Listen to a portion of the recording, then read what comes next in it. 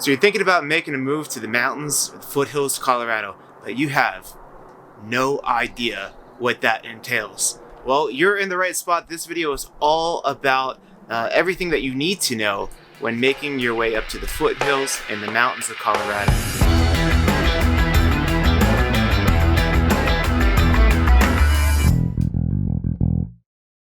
Welcome back to our channel. I'm Sean and this is... I'm Josh. It's Josh, and we are the Moxie team. We make videos to help you learn all about Colorado. So things to know about moving to the mountains, living in the city, pros and cons, tips and tricks, all that jazz. So if you're into that, make sure you hit subscribe and then hit that bell. You'll be notified each time that we put up a new video, but let's get into it today. We got a lot to talk about on this list, and we're gonna start off with HOAs in the mountains.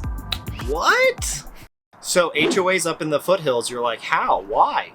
Every house is separated by at least an acre. Well, there are some HOAs up here, and it's mostly for road maintenance, maybe some trash removal, stuff like that. Nothing too crazy, and a little bit on some communities, don't want a pink house sitting right next to them, so they have a little bit of paint restrictions. The only ones I've really seen up here that people get a little upset with is privacy fencing. Some HOAs up here in the foothills don't allow fencing at all because they want the wildlife to be able to meander through your yard and not, interfere the path that they have naturally done their whole life. They want to keep that open for the wildlife to go through. So if you're thinking about bringing a horse up here, you might want to look at that HOA. Some properties don't allow it. Access. You're driving through the mountains, you look up, you see that awesome house, you're like, what?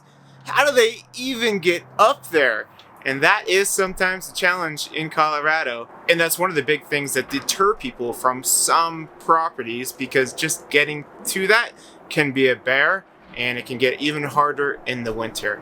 A lot of people that are moving from like Dallas or New Mexico, I tell them, try to stay by those county maintained roads, because as long as you can get to that county maintained road, it's not gonna be that bad. But if your driveway is super steep and long, somebody's gonna have to maintain that. So you're either gonna have to do it yourself, or you're gonna have to pay some buku bucks for somebody with a plow to come hit that every time we get dumped on.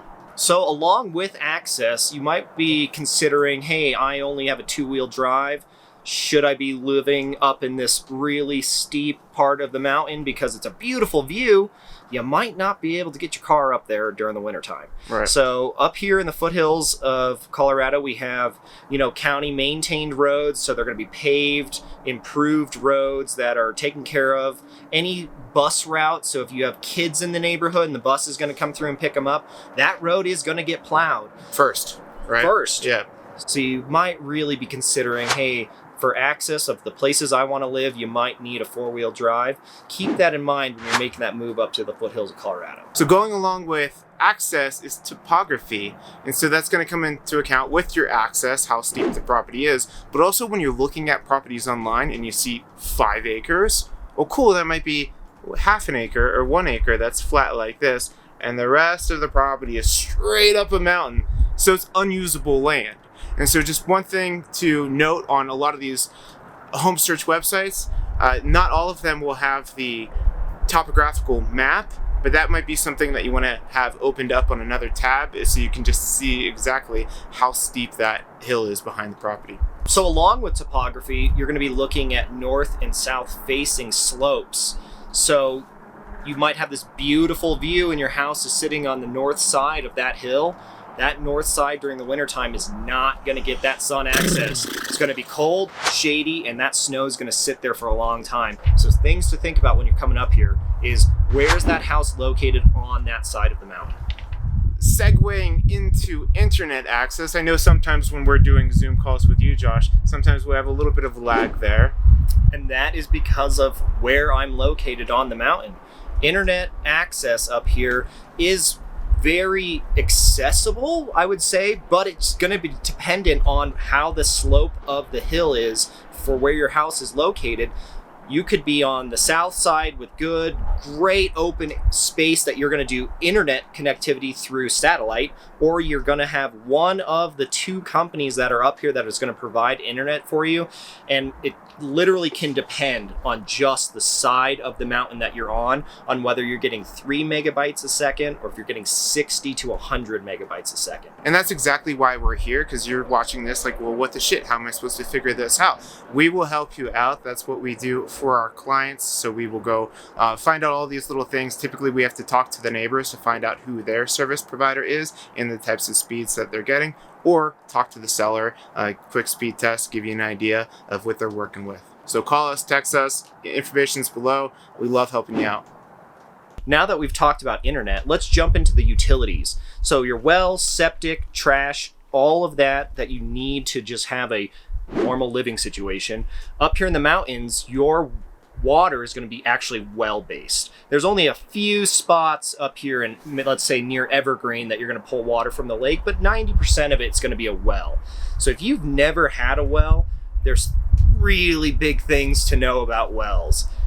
Wells are fantastic for good water, great taste. We get great water up here. Great tasting water, but it comes at a cost. You think, yeah, my well is great. Is it producing the amount of water that you need for your family per day? Is the aquifer being tapped too much and your well's not as deep as your neighbors, so they're going to pull water first before you, and you might go dry? Those things come at a huge cost if you have to do well maintenance. So when you're looking at a home, your well, you're really going to be talking about, you're probably $100 a linear foot down. So if you're thinking about, hey, I've got, a 20 or 200 foot well, you're looking at 20 grand just to put that well in place. So Right. It come at big costs right there just to make sure you're getting water. And then let's say your pump goes out. Right. That is a huge expense. Things that you really want to have tested prior to purchasing that house. So you mentioned well. Let's talk a little bit about septic, because that's another thing that's like uniquely different based on your property and how it's situated. Also something that's going to need regular maintenance.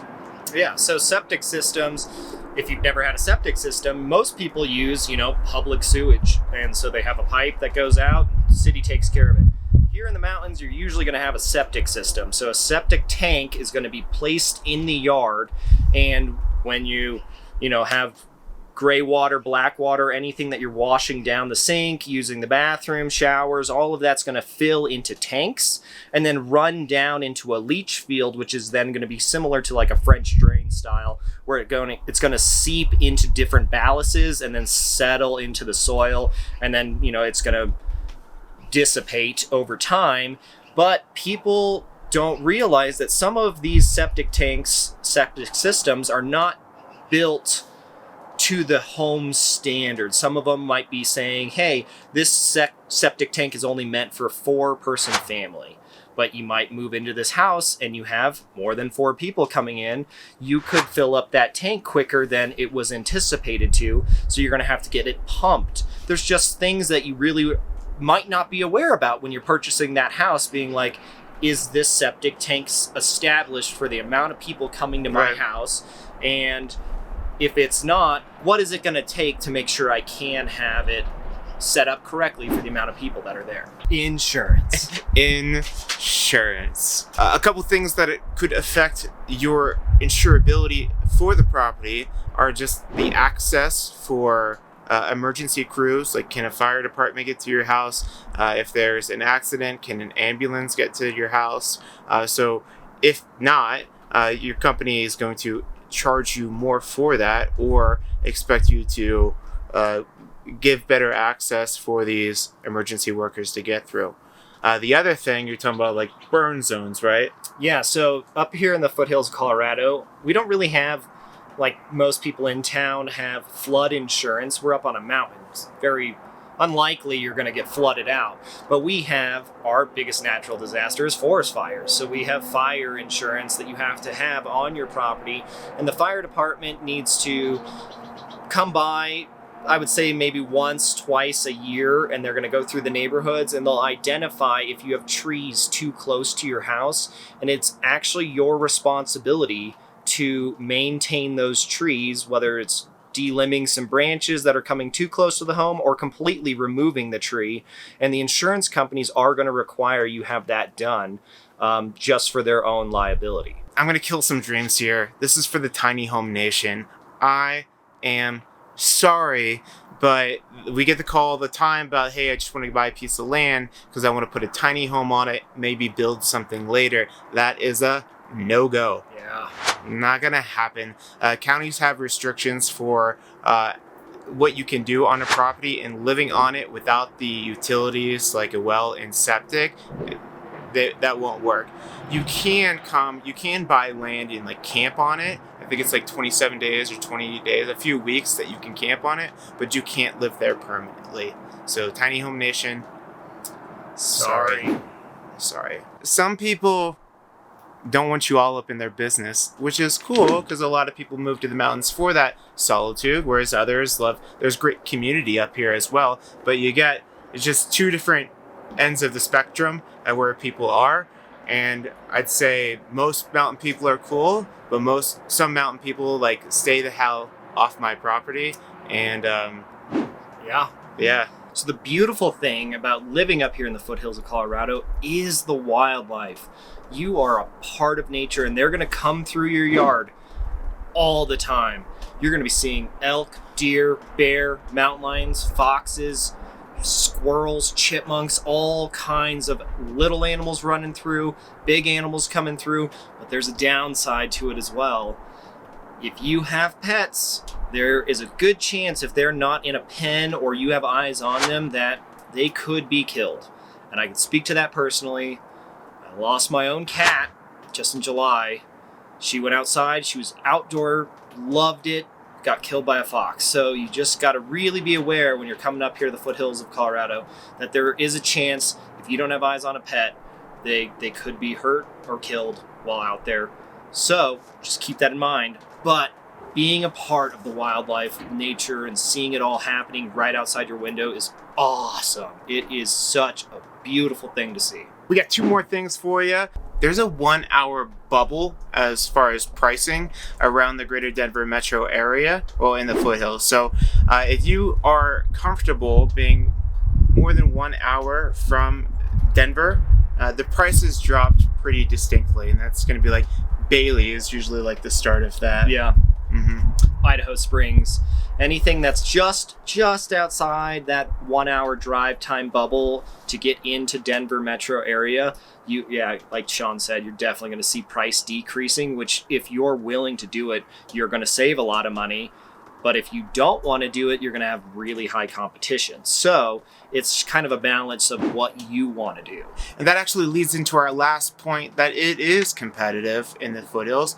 You see this hockey stick effect with appreciation in prices. Right when COVID happened, about 2021, everyone started moving to the mountains. So we're coaching our clients that we're walking into each buying situation expecting to face competition.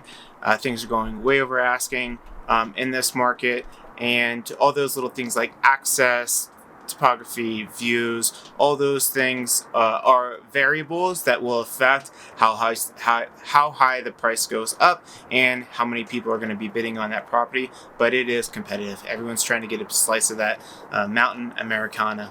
They'll hit the market typically Thursday, Friday each week, and then by like Sunday evening, Monday the following that weekend, it's under contract. And so that's why you need to reach out to us. You need to get us on your side, get us in your corner. We'll set up a game plan for you, get you on a home search, get a feel for what level of mountain living you're comfortable with. So we go out there in video, we can give you an awesome preview of exactly what that house is offering so that you could put an offer on it before you miss out. That's our list. Go check out a bunch of our other videos. We love getting your comments. If you learned anything on this video, give us a thumbs up, give us some love, and we'll see you on the next one.